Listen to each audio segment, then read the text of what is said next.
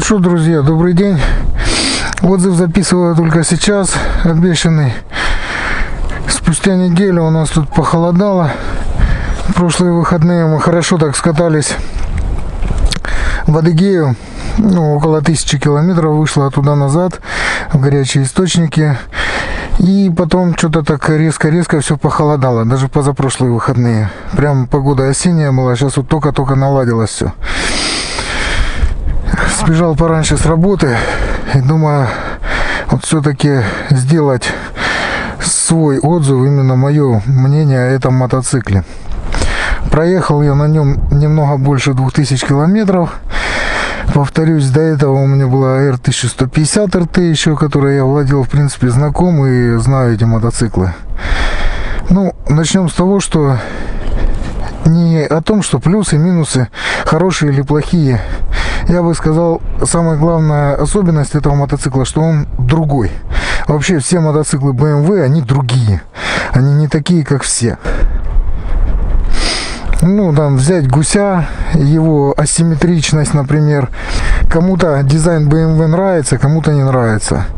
Вот у меня был автомобиль Nissan Juke. Мне, например, очень, и моей жене нравился его дизайн. А кому-то не нравился до блевоты. Лупатый лягушонок какой-то. Вот. И BMW из той же серии.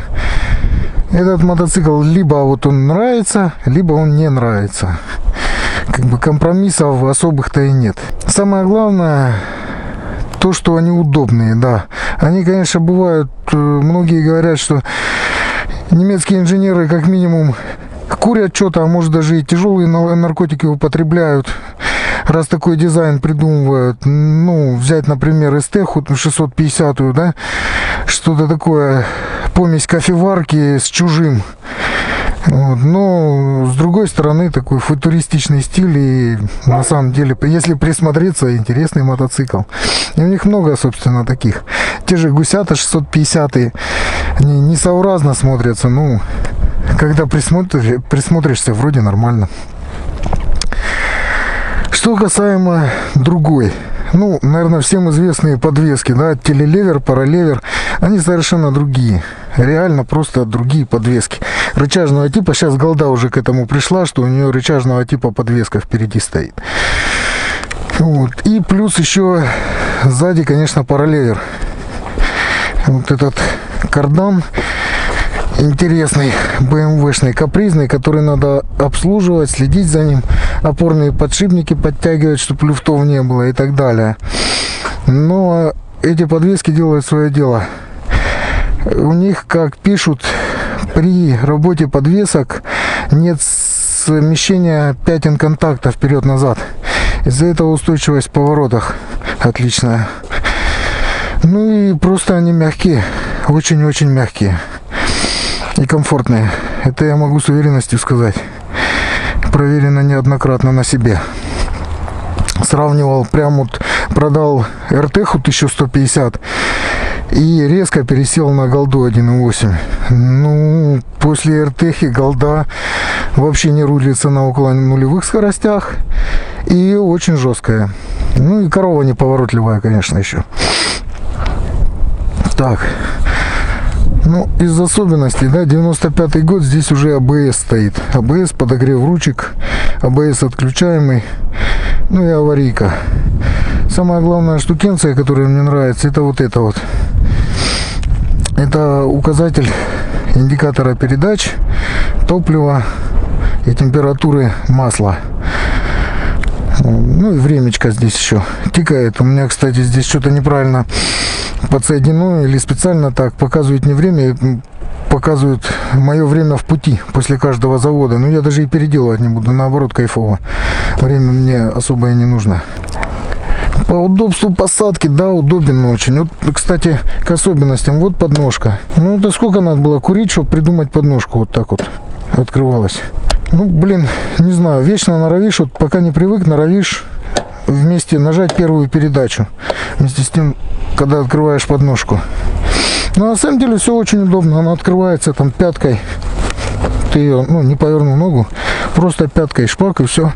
Поворотники, конечно же, тоже. Левый слева, правый справа поворотник. И выключение здесь. Стоп-двигатель и старт тоже не как у людей все. Это еще первые версии инжекторов с обогатителем, с подсосом ручным. Ну, работает как бы. Заведем, поедем. Ну, крутящий момент направо, чувствуется оппозит. Коробка здесь отдельно от двигателя. Здесь как на машине одно сцепление, один диск сцепления. Да, прохладненько что-то уже стало. Кстати, вот ко всем этим нюансам боевым BMW-шным привыкаешь очень быстро. Вот эти поворотники левый, слева, правый, справа, подножка и так далее. Никакого неудобства не доставляет буквально через там 500 километров.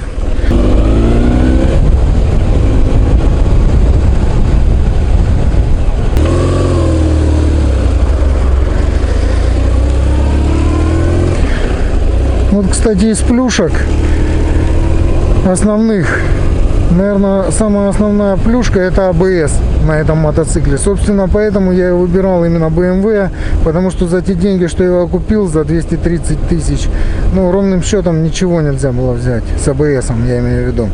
ABS немаловажная штука, она мне спасла однажды жизнь. И я хочу больше все-таки лишний раз посмотреть по сторонам, чем париться с контролем скорости, дороги и так далее. Конечно, это не умаляет ответственности наличие ABS, но все-таки дает какую-то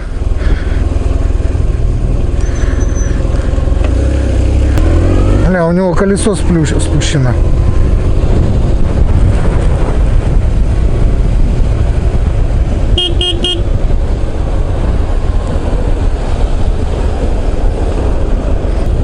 Еще одна из плюшек — подогрев ручек. И вот сейчас довольно прохладно, но в принципе могу ездить в открытых перчатках. Мне удобно залезть в телефон и так далее. Два положения подогрева ручек. Еще одна из главных плюшек, которая мне очень нравится, это все-таки индикатор передач. Он мне позволяет не париться. Все равно, вот какой бы ты опытный не был райдер, все равно бывает запариваешься, особенно в дальнике. Какая там у тебя воткнута, где ты едешь, и вечно уже там пробуешь вверх, ага, крайняя, да, или там третья это или вторая. Ну, все-таки полезная штука, я считаю, индикатор передач.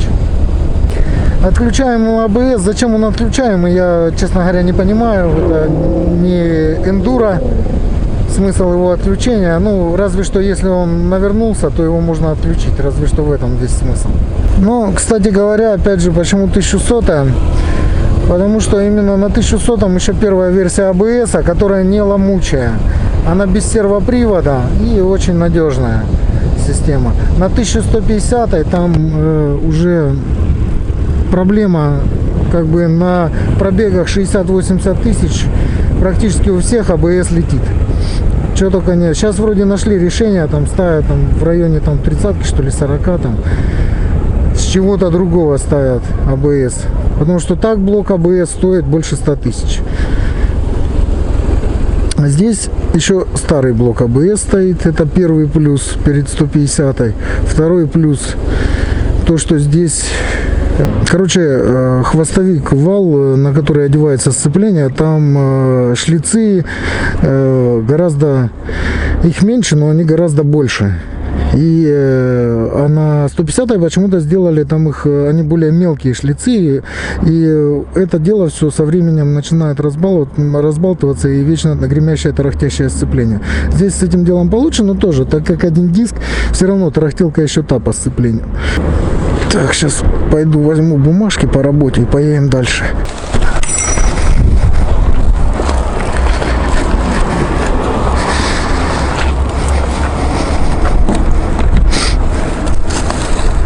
Ну, такой у меня замечательный бардачок вышел. Огромный, с зарядкой. Поставил еще зарядку.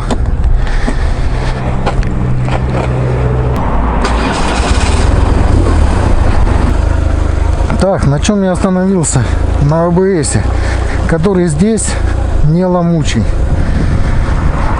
Что не может не радовать. Сейчас выйдем на трассу и попробуем, каков он по приемистости. Ну, могу сразу сказать. Прошлый мой мотоцикл был Тигр 1050. Рядный, да любой рядный мотоцикл, это вообще разные вещи.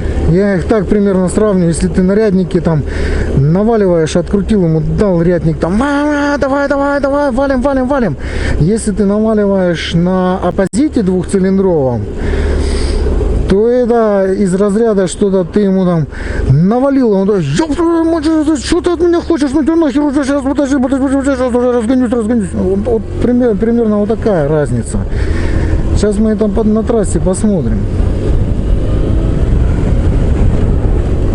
Вот, блядь, надо ездить же, надо обогнать. Это, я вот этих дебилов не понимаю. Они если видят мотоцикл, они по-любому хотят его обогнать. То, что я держу дистанцию-то впереди идущего чуть больше, потому что у меня два колеса. Ему вообще насрать. Вот он дебил, блядь. Он увидел мотоцикл, все.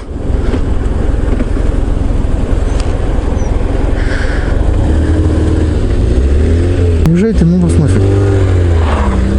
Вы меня сейчас тут в коробочку возьмете и притрете. Так, ну что, поехали.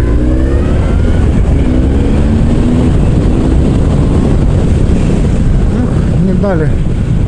В принципе, квикшифтингом переключается неплохо. И даже для такого... Ну, пойдет. Это не рядник, повторюсь. Ну, нормально. Сейчас поднимем стеклышко. Вот еще одна плюшечка классная. Поднимаешь стеклышко и все, ты в домике.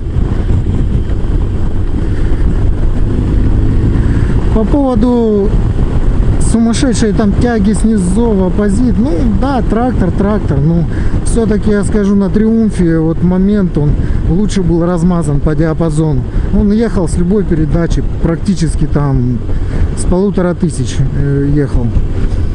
BMW начинает ехать, вот этот оппозит, он где-то с 2000. Блин, у меня, по-моему, заднее колесо слабое. Что-то он мне не нравится. Крейсер, комфортная крейсерская скорость. Вот мы ездили в Адыгею. Здесь 5 передач, поэтому комфортная крейсерская скорость это где-то 120-140 км в час. 140 это максимум. Максимум, не больше 140. Это ветер такой, блин. Вот это меня трепает.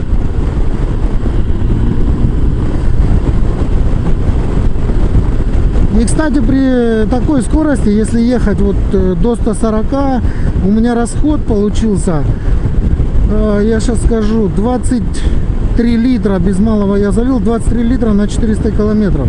Это чуть больше 5 литров вышло. Ну, 5,5 будем считать, где-то так, 5,5 литров. 95-го. Это очень хороший показатель для старенького инжектора. Литр 100 тем более объемом. Ну, конечно, да, вот еще одна особенность BMW это оппозитный двигатель. Двухцилиндровый оппозитный двигатель. Ну, кроме Урала, я даже не знаю, кто сейчас делает вообще двухцилиндровые оппозиты. Ну, Тур-Эндур точно нету, Гусь единственный в своем роде. А так, хрен его знает. Я навскидку даже и не вспомню. Двухцилиндровый оппозит. У кого еще есть, кроме BMW. Ну, Урал я, честно говоря, особо не считаю за мотоцикл. Хотя американские звезды его очень любят. Урал это скорее конструктор. Если хочется руки вымазывать в мазуте и что-то мастерить не задорого, кастомы и прочее там. Ну, есть такое желание, кайфушка, почему бы нет. Вот тогда Урал. Вот на 120 вот тут наоборот не то что дует, а тебя даже прижимать начинает к стеклу. То есть ты воздушный мешок охватывает, уходит тебе за спину и еще и присасывает тебя. Избыточное давление у тебя получается за спиной, а между мордой и стеклом зона пониженного давления. И вот ощущение, как тебя наоборот присасывает даже к стеклу. Заставляет так вот нагнуться над баком. Не сильно, но такое вот есть. Ну, по посадке он очень удобный. Очень удобный. Как бы ноги, правда, практически прямо. Но здесь как бы их даже вперед ты не вытянешь. Ты их начинаешь вытягивать, и вот в стороны, ну, цилиндры по бокам торчат, плюс пластик. С непривычки там раз и хоп, нога куда-то упирается. Но есть и огромный плюс. В дождь я вот езжу просто в мотокроссовках. И в дождь ноги сухие, даже бахилы не одеваю. В отличие от голды, на голде у меня ноги мокрые были постоянно. Здесь ноги закрыты. Вообще здесь ветер идет просто вокруг тебя, по сути. Немножко по штанинам с наружной стороны чувствуется там. Да и все, и вверх по шлему у меня уходит. Если мухобойку сюда поставить, будет вообще идеальная ветрозащита. На нижнем положении я достаю практически полной ступней. На нижнем положении сидения.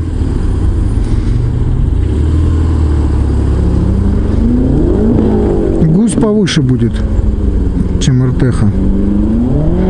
Мне кажется, даже 1150 повыше РТХ, чем это. Потому что вряд ли я подрос за 2 года, но на то я так не доставал.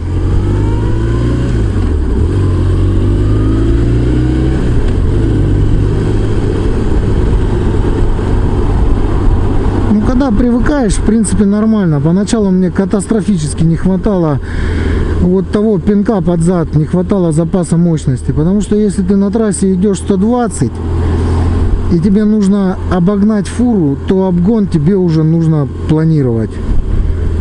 Здесь нету такого рывка. Вот на Ряднике, на Триумфе мне нужно обогнать. Я не задумывался, есть дырка, я выходил, откручивал, просто телепортировался мимо этой фуры, все, и вставал в свой ряд. А здесь примерно как на 650-м гусенке, когда на Памир ездил, обгоны фуры — это целый математический расчет целый.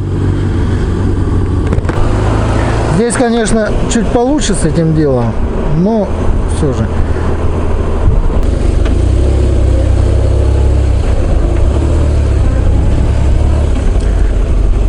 В городских пробках, в принципе, вполне себе езжабелен, даже учитывая, что у меня стоят 2 боковых кофра. Но я брал специально, мне вот понравилось, я и хотел вот с маленькими кофрами. Есть большие туринговые кофры, а эти маленькие, они даже не выступают за горшки. Они мне абсолютно не мешают шнырять по пробке. Я вообще даже не думаю о них. Все-таки стояли бы большие, я где-то там что-то думал. Большие, конечно, по зеркалам примерно будут. И уже мысль будет сидеть, а вдруг, а что? Вот обратите внимание, на около нулевых скоростях, вот сейчас там скорость километров 5 в час. Ну, это идущий человек. Да, в принципе, даже и того меньше. Он очень устойчив. Низкий центр тяжести оппозитного двигателя, хотя опять сравним с голдой. У голды оппозитный, что ли, поехал? У голды тоже оппозитный двигатель, примерно то же самое, но она неповоротливая корова. Сев на нее и попал в московские пробки, когда я купил, я просто охренел, насколько она не рулится и валится. Вот это, конечно, субъективное мнение, и тем более, что было сразу после Бэхи. Потом я привык и катался нормально, мне казалось, прям вообще охрененный мотоцикл, все нормально, рулится как велосипед при его громоздкости.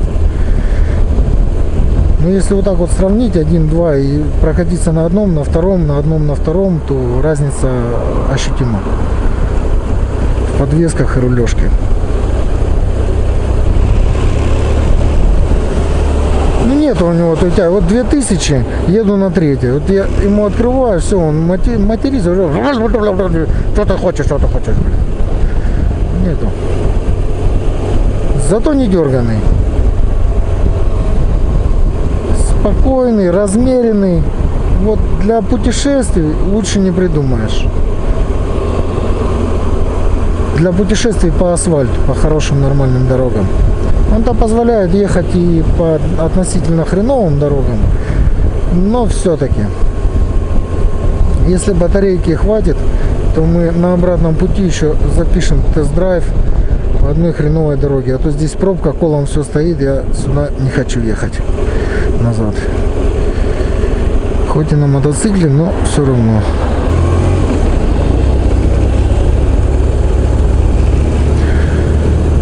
Вот он как раз таки, это один из мотоциклов, который вот хочешь понять, что такое контрруление, нужен этот мотоцикл. Он рулится, блин, исключительно контрруление.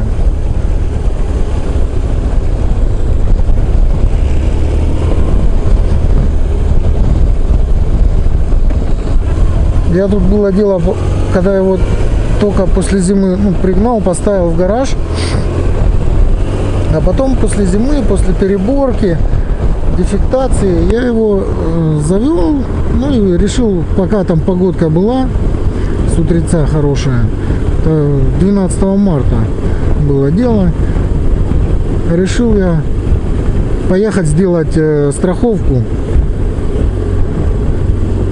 ну, пройти техосмотр и сделать страховку. В общем, поехал, сел на него, думаю, ну что там, сука, ну не рулится он вообще, не могу, я мышцы накачал, в повороты заламываются, падает, да что за хрень. Потом стою на месте на асфальте, руль крутить, а у меня руль не идет ни вправо, ни влево. Думаю, ну все, уже мысли полезли, это что там, все, заклинило подшипники рулевой колонки или что-то, сейчас домой доеду. Домой приехал, поставил на подножку, раз вроде и кубатуре, что с подшипниками, под нагрузкой, как. Это что, до чего ж дошло, что я не вижу то, что лежит уже на поверхности, просто на поверхности. Потому что довольно много ковыряюсь с мотоциклами и сразу думаешь уже о чем-то глобальном. На самом деле оказалось все просто, у меня 0,8 атмосферы было в переднем колесе, пропускал сосок. Я съездил в город на 0,8, нормально, в снег попал еще на обратном пути. Пошел мокрый снег. Ничего, доехал туда-назад, рулил по пробкам. Это вот что означает вот подвески, леверы. Думаю, на обычных подвесках я бы просто завалился при первом же перестроении и повороте. Вообще BMW строит мотоциклы таким образом, чтобы немецкий бюргер ехал и отдыхал. Они заботятся о его безопасности, о его комфорте и так далее и тому подобное. И именно это, наверное, многих и прельщает в BMW. Не знаю, многие говорят, что BMW это ломучее говно. Ну, не знаю. Про Kawasaki тоже такое слышал, и про Harley это слышал. Да, или Honda мы возьмем, Голду, например. Что там, проблемы с шестой передачей практически у всех. Лопающаяся рама в районе задней подножки. Тоже на тебе, пожалуйста. Здесь говорят, что вот, чтобы здесь поменять диск сцепления, нужно пол мотоцикла разобрать. Ребят, ну диск сцепления меняется раз в 100 тысяч. Ну как ездить, конечно. А на Голде, чтобы поменять воздушный фильтр, который меняется раз в 10 тысяч, нужно разобрать пол мотоцикла реально. Так что в любых мотоциклах есть свои плюсы, есть свои минусы.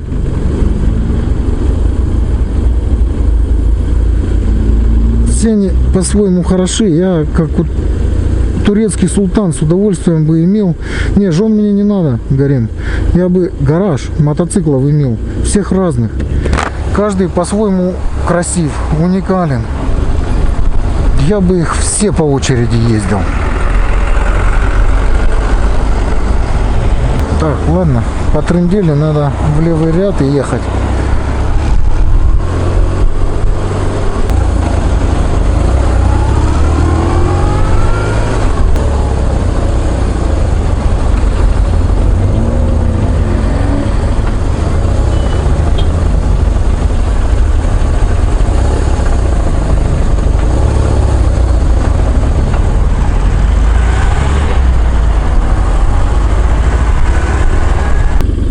Да, еще вот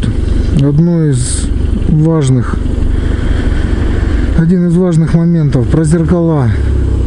зеркала мне здесь не нравятся. Вот не нравится откровенно. Я уже задумался, что мне надо купить шлем открытый. Объясню почему. Потому что борода у меня находится вровень там. Если вот сижу и смотрю, как мне надо, она мне закрывает зеркала. Я не могу просто опустить взгляд и посмотреть в зеркала. Мне нужно делать вот так.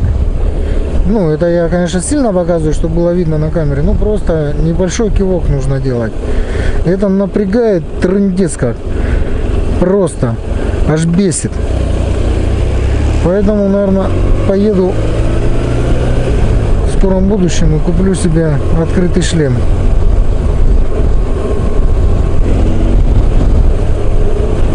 Если, конечно, не продам РТХу и не куплю гуся. Да, что-то я погорячился. Думал, да, зачем мне? Хватит и асфальта, накатался уже. На Памире был, эндуро есть по асфальту, а отрываться на эндуро буду. А нет, все-таки хочется маршруты такие, чтобы со съездом, с асфальтом, с палаточкой, какой-нибудь красоты. Да, для двоих, вот мы с женой ездили, изумительный вариант, вдвоем прекрасно.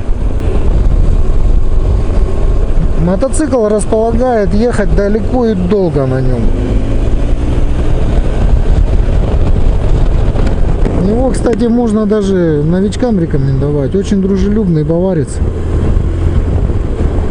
То, что большой вес, тут это не должно вас пугать ни разу. Когда ты на него садишься, вес улетучивается. Ну, просто отлично сбалансирован, рулится, все, не ощущаешь там никаких его там 200 сколько он там, где-то 250, наверное, килограмм.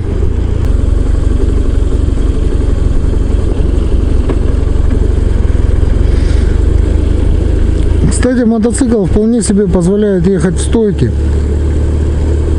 Не очень-то, конечно, удобно, чуть вниз наклонен, но этого достаточно, чтобы встать там, разгрузить жопу, размять булки, ноги размять немножко и сесть назад. Очень даже помогает такое положение вещей, в отличие от чопперов, на которых разве что ты ногами сможешь помахать в разные стороны.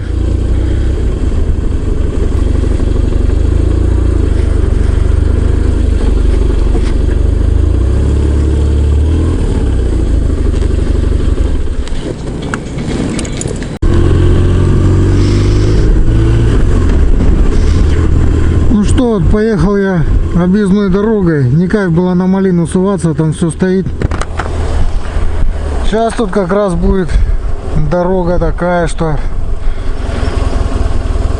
попробуем подвесочку. Но я уже ездил здесь.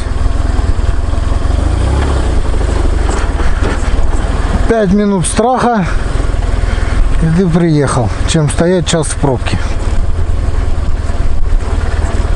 Стеклышко опустим, чтобы видеть ямки, куда ехать. Ну, как, встречки никакой нет. Ну, эндурить можно, выбирая, конечно, где и как.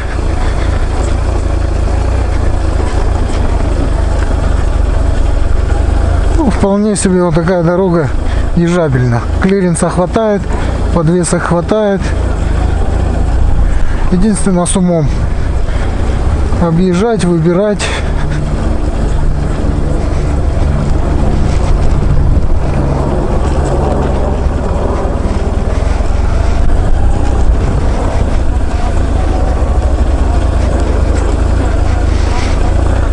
Ну, как работает. Прелесть, просто прелесть.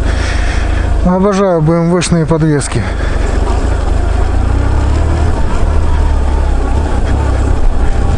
Подвески и тормоза, конечно, в BMW. Ну, тормоза, начиная с 1150 серии.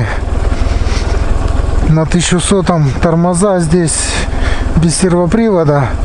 Ну, как сказать, они есть. Они неплохие, они не хорошие. Они есть, их достаточно. Ну, на 1150 там, конечно, да. Там, если нажал, все, становится как влитой. Клевка нету, да, благодаря подвесочкам. Он просто осаживается вниз.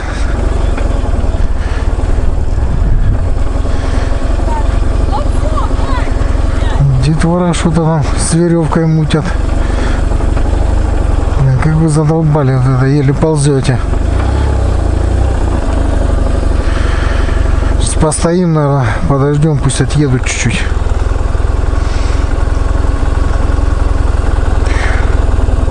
По кочкам медленно надо или быстрее немножко ехать, или прям совсем медленно с ногами. Со скоростью автомобиля никак.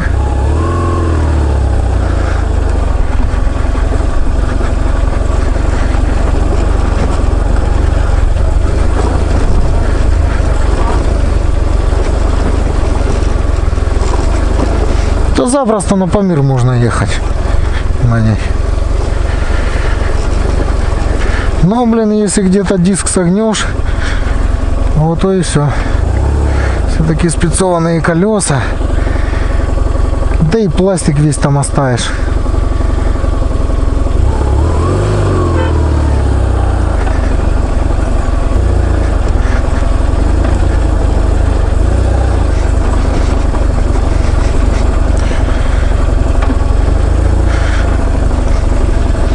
Кстати, мотоцикл продается.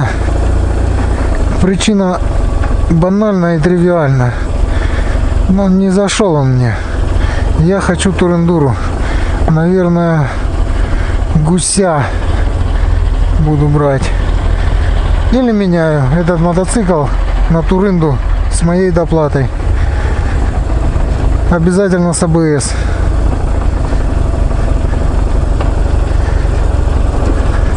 1150-го гуся вот рассматриваю, но правда только с тормозами, на которых написано не BMW, а Brembo. Это там еще стоит старая нормальная АБС, не ломучее говно. А там, где уже BMW, там уже с сервоприводом тормоза. На суппортах, я имею в виду, где написано надпись на суппортах. Пока мотоцикл на вторую висит. Неспешно продается. Спешить мне некуда. В принципе, майские тут покатаюсь туда-сюда. Если попадется, конечно, какой-то там вариант гуся или чего-нибудь, тогда можно и поспешить. А пока я не спешу его продавать. Продастся, продастся. Нет, сам буду ездить. С превеликим удовольствием. Большие лежачие полицейские, ну, вообще незаметно. Да ё-моё, что за попадос, гля. Там на переезде попал, здесь попал. Это с хода переезд закрыт. Что-то как-то сегодня не очень. То пробки, то переезды закрыты все.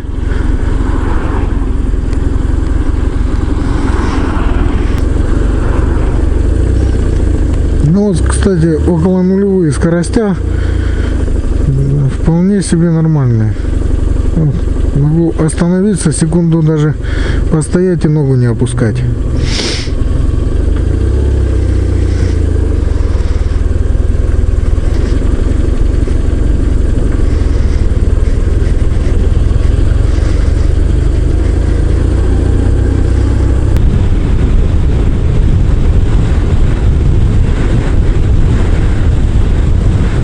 Нихера себе боковой тут дует.